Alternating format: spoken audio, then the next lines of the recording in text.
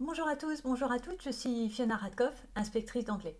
Une enseignante pose tout un ensemble de questions sur ce site et donc je vais répondre par vidéo parce que c'est trop compliqué de répondre par écrit. Donc je vais m'adresser directement à elle. Donc juste pour rappeler le contexte de la question, l'enseignante me dit, donc j'ai une question sur le sujet de, elle a des élèves de seconde, sur l'axe village, quartier, ville. Elle veut faire une séquence qui tourne autour de l'organisation des villes aux États-Unis. Et elle me demande, si je fais la gentrification, me conseillez-vous de me concentrer sur un quartier, par exemple Harlem, une ville moins étudiée comme Chicago? Est-ce que la gentrification ne devrait être qu'un aspect de la séquence, avec en plus les suburbs? Est-ce que les tiny houses sont un sujet qui aurait sa place? Est-ce que étudier plusieurs aspects d'une seule ville, comme San Francisco, pourrait se faire? Son passé ancien, son passé récent, ses universités, la Silicon Valley, etc. Donc, en fait,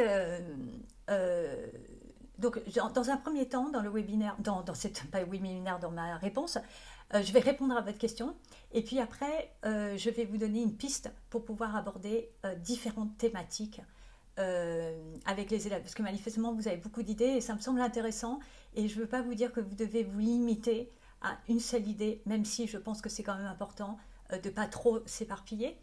Mais je vais quand même donner une idée par rapport à la possibilité d'une entrée plurielle, parce que vous avez beaucoup d'idées et vos idées sont intéressantes. Donc, d'abord, je pense que quand même, l'objectif, donc c'est toujours de dépasser une vision stéréotypée des mondes anglophones, là, d'une meilleure découverte des villes aux États-Unis. Et donc, il faut bien comprendre, je le sais, mais vous le savez, je veux dire, en fait, c'est donc choisir, faire des choix parmi l'ensemble des villes américaines. Donc, que vous ayez une entrée, que ce soit Chicago, ou que ce soit Harlem, ou que ce soit San Francisco, c'est pas possible pour moi de vous dire non par rapport à l'un plutôt que par rapport à l'autre, parce que les trois entrées me semblent valides. Les tiny houses, c'est intéressant également. Les suburbs, c'est une thématique qui est intéressante également aux États-Unis. Donc, c'est pas une question de vous pouvez ou vous ne pouvez pas. C'est plus une question de cibler pour ne pas tout faire. Maintenant, dans la deuxième partie de la vidéo, parce que je vois quand même que vous avez beaucoup d'idées, ce qui pourrait se faire, c'est que vous mettiez les élèves en groupe et que vous demandiez aux élèves par groupe de travailler sur une ville différente. Donc on pourrait très bien imaginer un groupe qui travaille sur Chicago, un autre groupe sur San Francisco, pourquoi pas Los Angeles, Harlem, New York, etc. Et en fait, vous demandez aux élèves d'aborder un ou plusieurs aspects à l'intérieur de la ville. L'objectif, c'est après de présenter aux autres élèves la ville. Et donc, je vais vous donner une approche qui est plus motivante pour un travail de groupe en classe et qui est le Pecha-Kucha. Donc, si vous ne connaissez pas, je vous mettrai le lien sous la vidéo. Pecha-Kucha, c'est un PowerPoint dont les slides changent toutes les 20 secondes. Donc, ça dure 2 minutes et c'est assez rapide. Ça change toutes les 20 secondes et ça rend la présentation dynamique et assez rapide.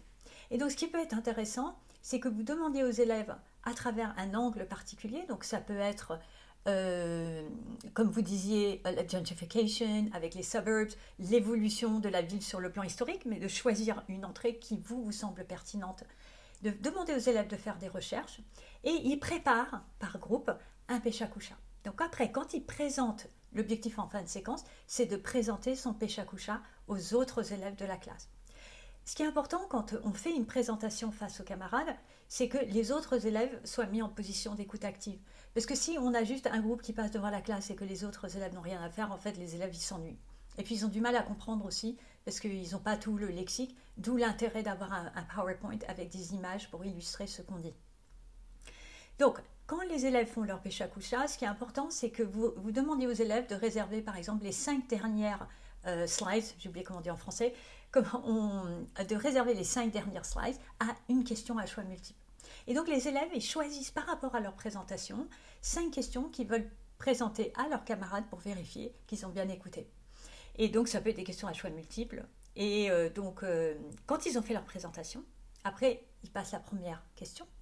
Et les autres groupes, en fait, ils discutent ensemble pour vérifier quelle est la bonne réponse. Et on fait la même chose pour chacune des 5 questions. Et donc, chacun note quelle est la bonne réponse. Et à la fin, donc on vérifie en classe entière quelle est la bonne réponse et pourquoi. Et vous pouvez noter le groupe, le nombre de points corrects pour chaque groupe. Et donc après, il y a un deuxième groupe qui passe, qui fait sa présentation, qui fait ses QCM, les élèves répondent, etc. Et donc, au bout de l'heure, en fait, vous allez avoir un certain nombre de points que chaque groupe aura. Et ça vous permettra non seulement de motiver les élèves à écouter leurs camarades parce qu'ils vont être évalués et notés sur la compréhension, ça va permettre aux élèves d'interagir à l'intérieur du groupe pour vérifier qu'ils ont bien compris, puis ça va vous permettre d'avoir une note. Voilà, donc tout ça pour vous dire que tout ce que vous proposez, c'est vraiment intéressant. Soit vous vous limitez plutôt sur un thème que vous faites avec toute la classe, soit vous essayez de répartir les villes différentes entre les élèves. Et puis après, c'est une question par exemple, de faire voter quelle est la ville qui est la plus belle. Parce qu'on peut intégrer à l'intérieur quelque chose sur le plan esthétique ou de l'écologie. Vous voyez, les parcs, etc. Mais pas nécessairement. Voilà. Donc, merci pour votre question. J'espère que la réponse est claire. N'hésitez pas à me poser d'autres questions ou à me demander des précisions sous cette vidéo. Et à bientôt. Au revoir.